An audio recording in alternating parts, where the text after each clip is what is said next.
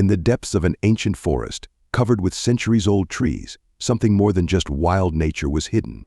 It was a place that the locals preferred not to speak of aloud.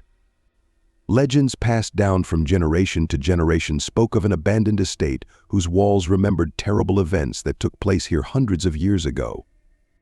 No one knew the exact history of this place, but everyone who tried to approach it returned with a story of an unknown fear that penetrated deep into their hearts. But there were those who were drawn to the mysteries of the past like a magnet. One of those people was Artem, a historian whose life was dedicated to exploring ancient legends and myths. He had heard of the old estate from his grandfather, who as a child had himself witnessed something inexplicable in those parts.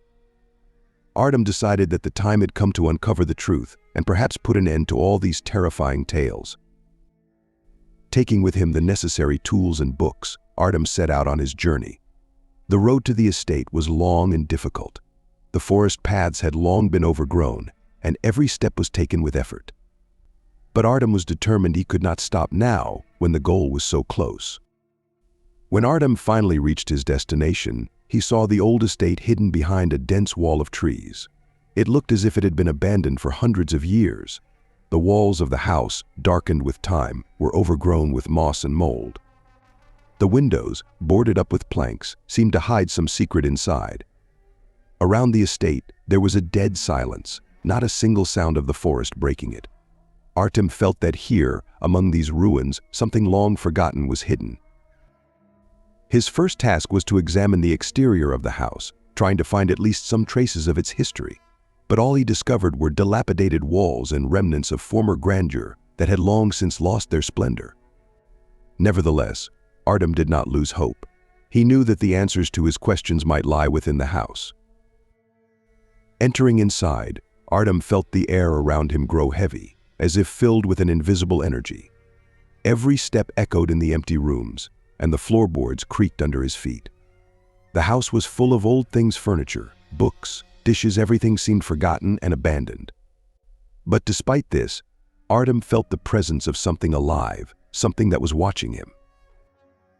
His attention was drawn to an old painting hanging on the wall in one of the rooms. It depicted a man in old-fashioned clothing with a cold, piercing gaze. The bottom of the painting bore an inscription that read Lord Henry. Artem felt his gaze involuntarily fixate on the face in the painting. This man seemed to know something that others had long forgotten. He looked as if he was a part of this place, its master. Artem decided to continue his examination of the house, but with each step, his confidence began to fade. The house grew darker and more ominous, and in its shadows, something inexplicable was hidden. Artem discovered an old library where hundreds of books were gathering dust on the shelves. He decided that here he might find the answers to his questions. Among the many books, his attention was drawn to an old leather-bound volume with a symbol on the cover that he had seen earlier on the house's walls. This book turned out to be the diary of Lord Henry, the owner of the estate. Artem began to read and soon realized that he had stumbled upon something terrible. Lord Henry was not just a wealthy landowner, but a man obsessed with the idea of immortality. He conducted experiments, studied ancient rituals and magic, hoping to find a way to cheat death. But his experiments led to catastrophic consequences. The book mentioned strange creatures that appeared in the forests around the estate after one of the rituals. Lord Henry described how his servants and close relatives began to disappear, and he himself felt that the house was becoming alive and hostile. The more Artem read, the stronger his fear grew. He realized that Lord Henry had awakened something that had been locked away in this place for many centuries. And now that he, Artem, had entered the house, this entity had begun to act again. Suddenly, Artem heard footsteps. They were getting closer. He turned around but saw no one. Fear gripped him with renewed force. He realized that he had to leave the house immediately. But as soon as he tried to leave, the doors slammed shut, and the windows, already boarded up, seemed to seal themselves. Artem was trapped.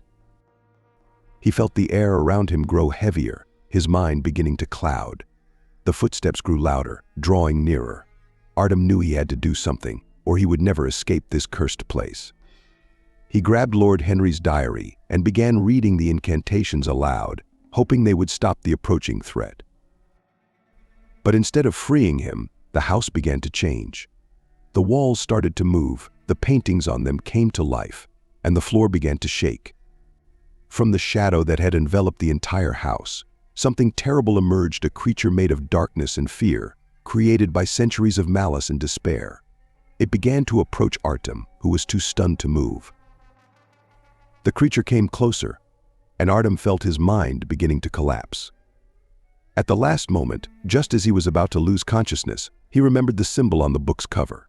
He quickly opened the last page and saw a drawing depicting this symbol surrounded by other signs.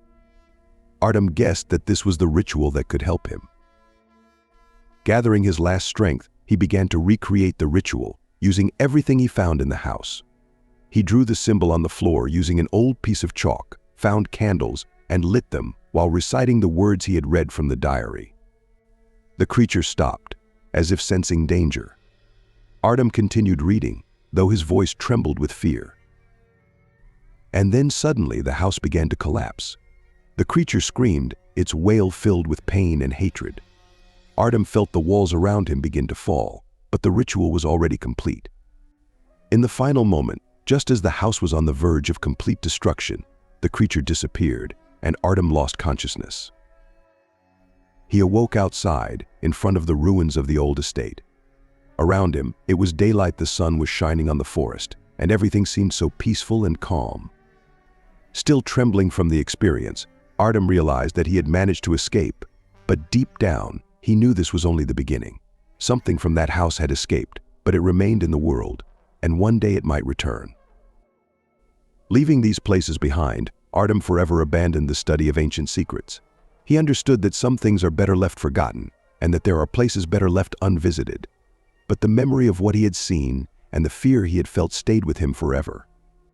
And every time he heard old legends about abandoned houses and forgotten places, he knew that behind each one might lie something more than just a story.